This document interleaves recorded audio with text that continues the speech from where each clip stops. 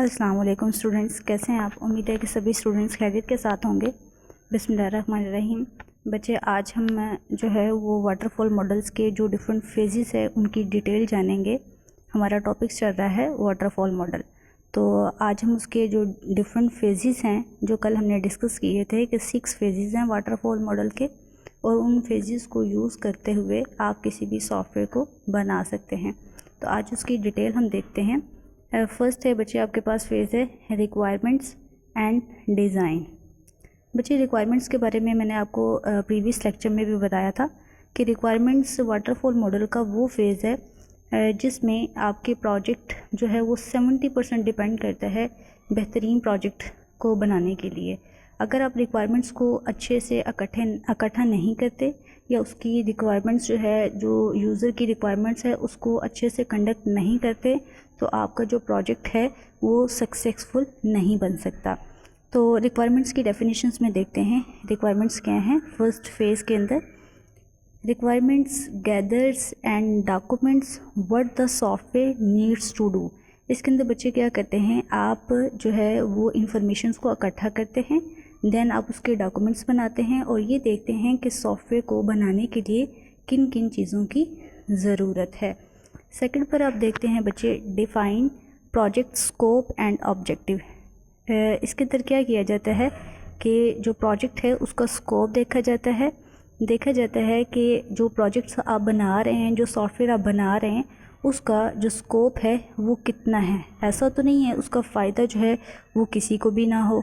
तो यहाँ पर ये देखा जाएगा बच्चे कि आपने ये भी लाजमी तौर पर देखना है कि क्या ऑब्जेक्टिव है किसी भी सॉफ्टवेयर को बनाने के लिए।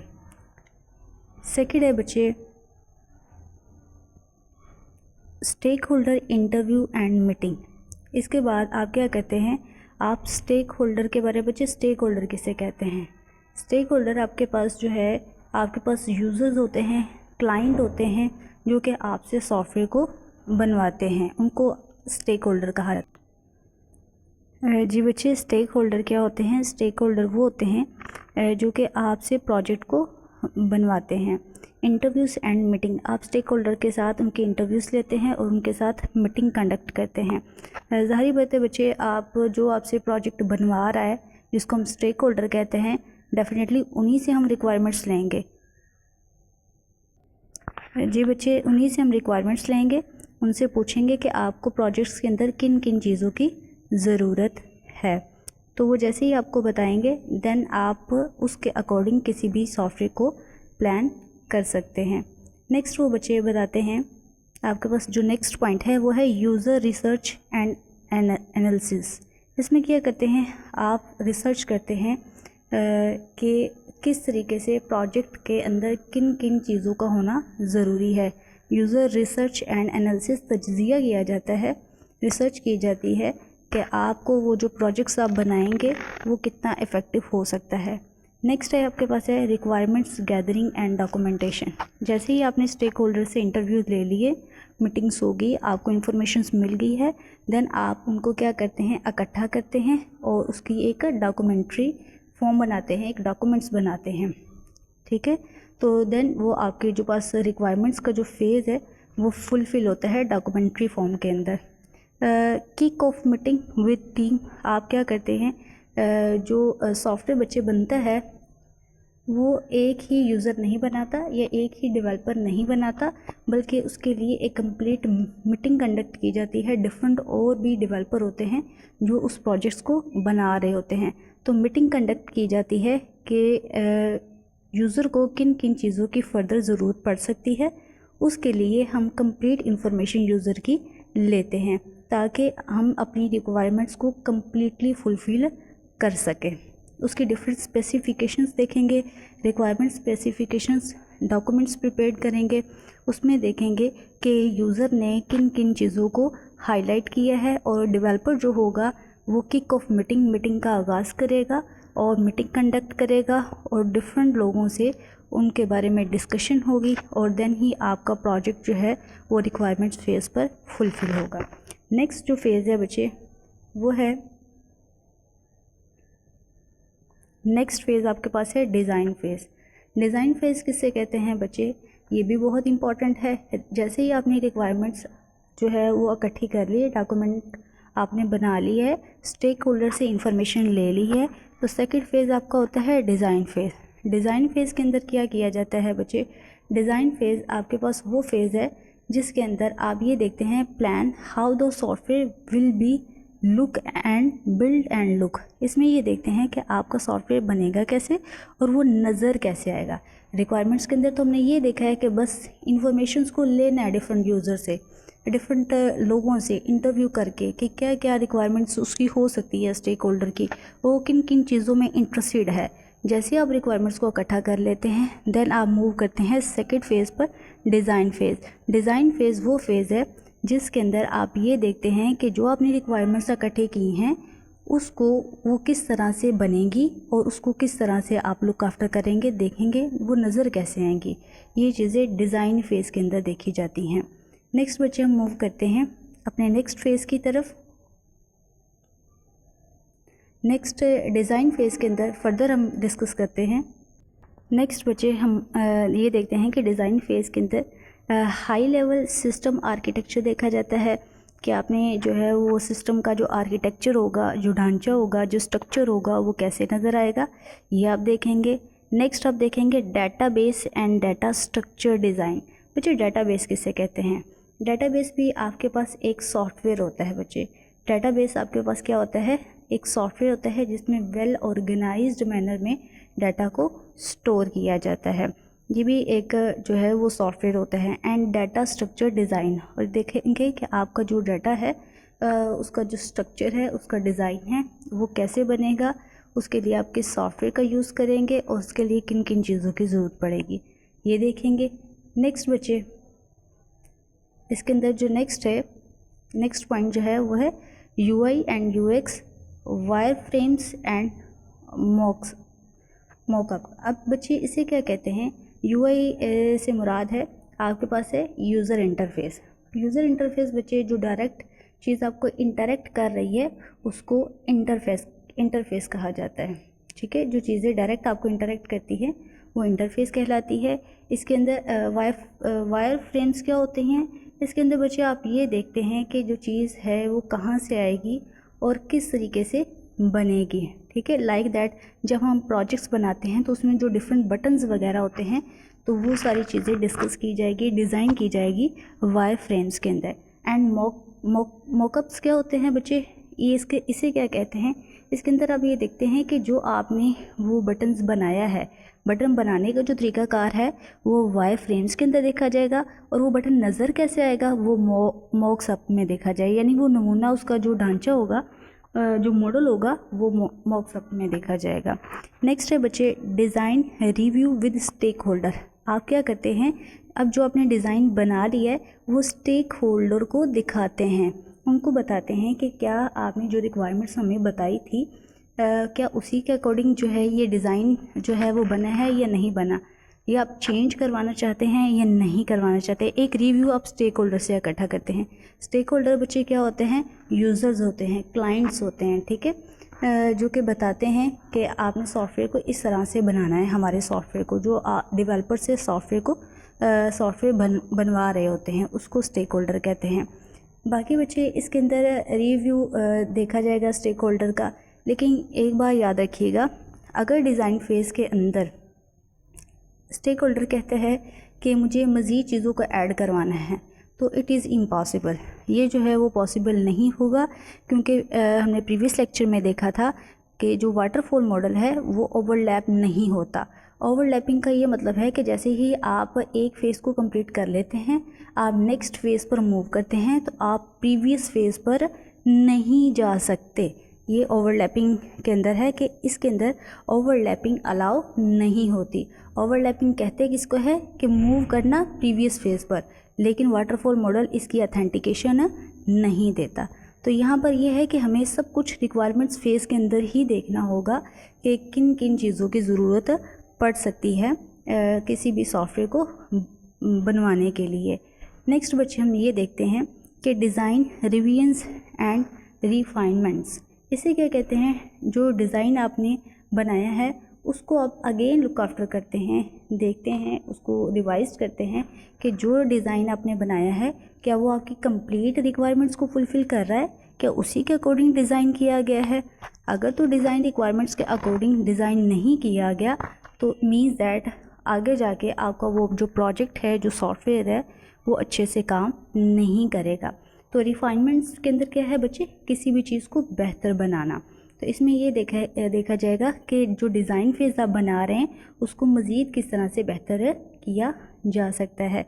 तो बच्चे रिफाइनमेंट्स का क्या मतलब हुआ, रिफाइनमेंट्स आपके पास होता है कि किसी भी डिज़ाइन को, किसी भी प्रोसेस को मोर एफिशिएंट और बेहतर बनाना, उसके अंदर निखार पैदा करना। नेक्स्ट बच्चे हम ये देखते हैं stakeholder approval sign off. इसके अंदर क्या होता है बच्चे, इसके अंदर ये देखा जाता है कि बच्चे इसके अंदर क्या देखा जाएगा, बच्चे stakeholder approval sign off, इसका क्या मतलब होता है। इसका मतलब ये है कि अब आप क्या करेंगे, स्टेक होल्डर को दिखाएंगे, उससे अप्रूव करवाएंगे, उससे इजाज़त लेंगे कि ये जो हमने डिज़ाइन बनाया है ये बिल्कुल ठीक है या नहीं है। जैसे वो अप्रूवल दे देगा, इजाज़त दे देगा, देन आप नेक्स्ट फेज़ की तरफ मूव करेंगे। तो बच्चे नेक्स्ट फेज़ पर हम देखते हैं कि उसके अंदर क्या है।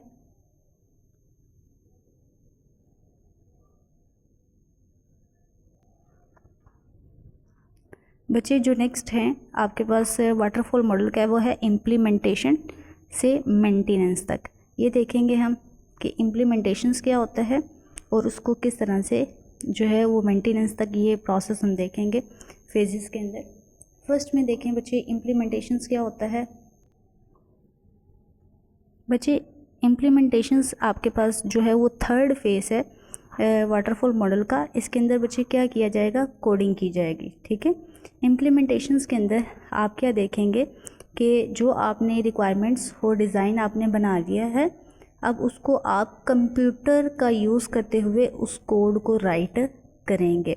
तो इम्प्लीमेंटेशंस के अंदर है write the actual code to create the software. इसमें आप कोडिंग की फॉर्म में जो है वो सॉफ्टवेयर को बनाना स्टार्ट करेंगे। इम्प्लीमेंटेशंस आपके पास वो फेज़ है जिसमें आप कोडिंग करते हैं कंप्यूटर को जो है वो यूज़ करते हुए।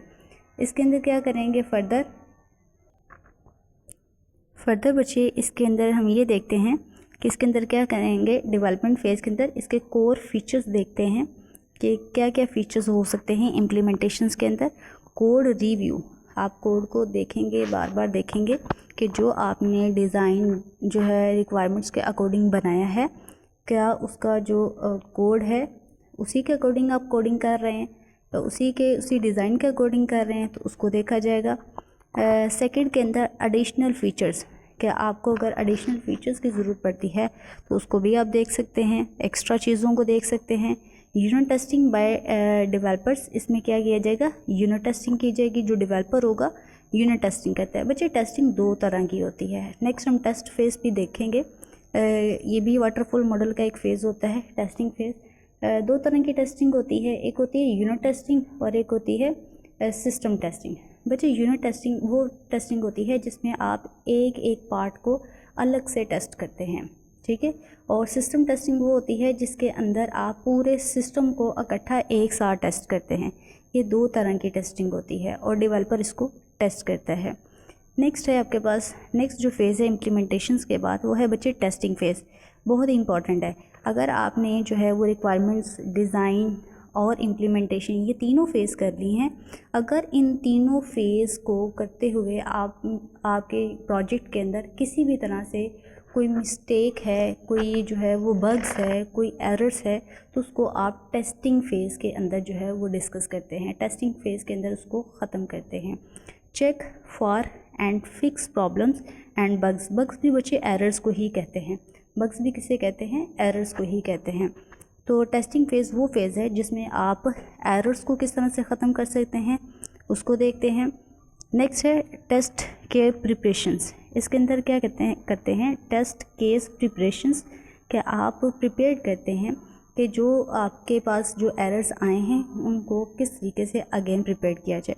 नेक्स्ट है functional and the integration testing.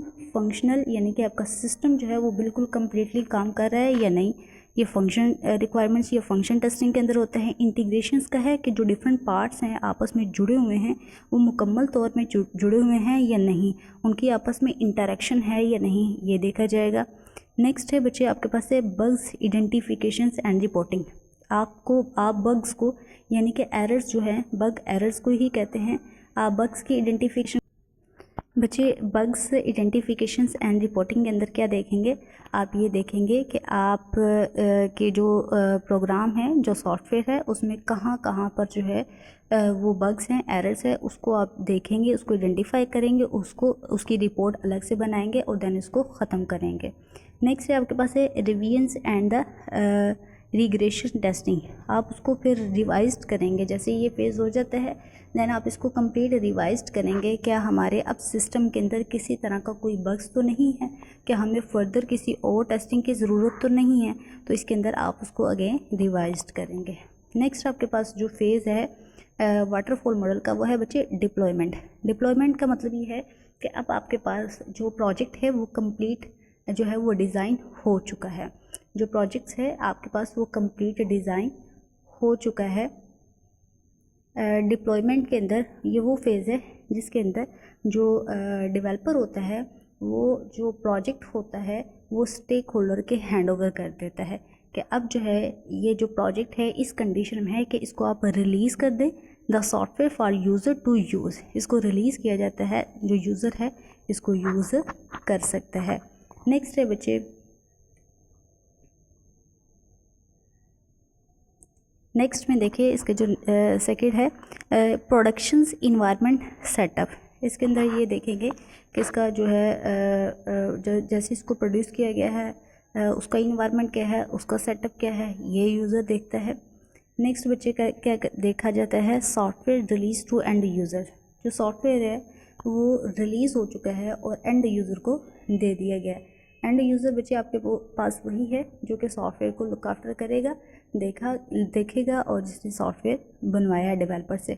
Next है डिप्लॉयमेंट डॉक्यूमेंटेशंस। अब यहाँ पर जो है वो कंप्लीट डॉक्यूमेंट्स भी प्रोवाइड किया जाएगा स्टेक होल्डर को, एंड यूज़र को, कि उसके अंदर कंप्लीट डिस्क्रिप्शन होती है। जो डॉक्यूमेंट्स होता है उसके अंदर कंप्लीट डिस्क्रिप्शन होती है, कंप्लीट इन्फॉर्मेशन होती है कि इस प्रोजेक्ट के अंदर किन किन चीज़ों को ऐड किया गया है और वो किस तरह से वर्क करेगी। ये एक डॉक्यूमेंट्री फॉर्म के अंदर यूज़र को दे दी जाती है इन्फॉर्मेशन। लास्ट है मॉनिटरिंग आफ्टर रिलीज़। जैसे ही वो उसको रिलीज़ कर दिया जाता है तो बाद में उसको मॉनिटर किया जाएगा, देखा जाएगा कि ये प्रोजेक्ट जो है वो उसकी रिक्वायरमेंट्स के अकॉर्डिंग ही डिज़ाइन किया गया है या नहीं। ये ओवरऑल सारी चीज़ें जो है वो एक स्टेक होल्डर खुद से देखेगा, मॉनिटर करेगा और देन डेवलपर को बताएगा कि उसने जो प्रोजेक्ट बनाया है वो ठीक बनाया है या नहीं। लास्ट फेज़ है वाटरफॉल मॉडल का बच्चे। इसके अंदर क्या है, मेंटेनेंस।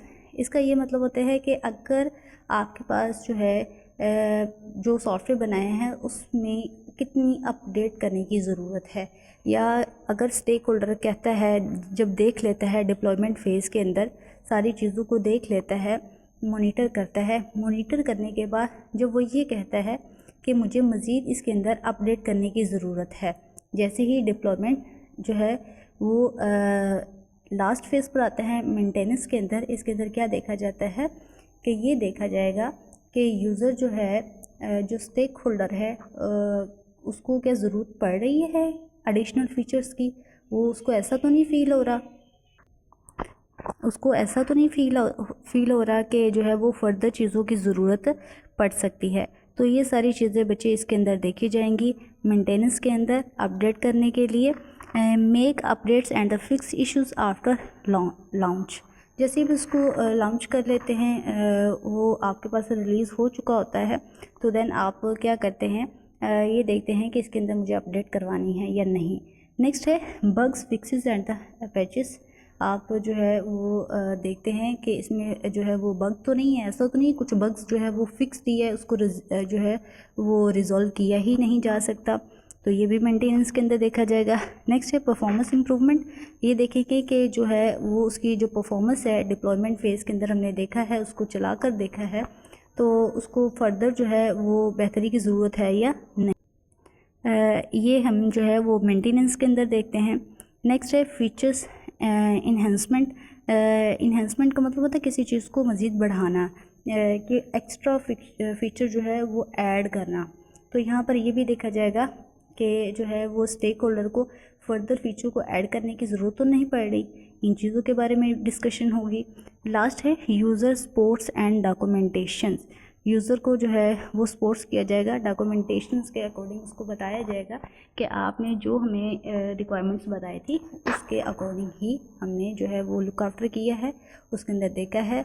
फर्दर अगर आपको मेंटेनेंस के अंदर एक्स्ट्रा चीज़ों की ज़रूरत पड़ती है तो जो डेवलपर होगा बच्चे उसको फिर स्टार्टिंग से दोबारा ये काम करना होगा, क्योंकि वाटरफॉल मॉडल एक ऐसा मॉडल है जिसके अंदर ओवरलैपिंग अलाउ नहीं होती। ओवरलैपिंग क्या होती है? ओवरलैपिंग का ये मतलब होता है कि जैसे ही आप एक फेज पर ओवरलैपिंग बच्चे किसे कहते हैं, मैंने आपको पहले भी जो है इसके बारे में बताया, मैं अगेन बताती हूँ। ओवरलैपिंग का ये मतलब होता है कि जैसे ही आप नेक्स्ट फेज़ पर जाते हैं, आपने इम्प्लीमेंटेशन से टेस्टिंग पर गए, टेस्टिंग से डिप्लॉयमेंट पर गए, डिप्लॉयमेंट से मेंटेनेंस पर गए, तो ये है एक कंप्लीट सीक्वेंस, एक कंप्लीट जो है वो लीनियर स्ट्रक्चर, एक कंप्लीट जो है वो सीक्वेंशियल प्रोसेस है। ओवरलैपिंग का ये मतलब है कि आपने जैसे ही लास्ट फेज़ पर गए आपको पता चला कि नहीं कुछ और चीज़ों की ज़रूरत है, आप पीछे जो है वो जाने की कोशिश करते हैं, तो ये वाटरफॉल मॉडल इसके लिए अलाउ नहीं करता, ओवरलैपिंग अलाउ नहीं करता। तो ये ओवरऑल हमारे पास जो है वो कंप्लीट वाटरफॉल मॉडल की बच्चे एक्सप्लेनेशंस थी। इसकी फर्दर जो बेनिफिट्स और लिमिटेशंस है इसको हम इंशाल्लाह कल के लेक्चर्स में देखेंगे। ओके, अल्लाह हाफिज़।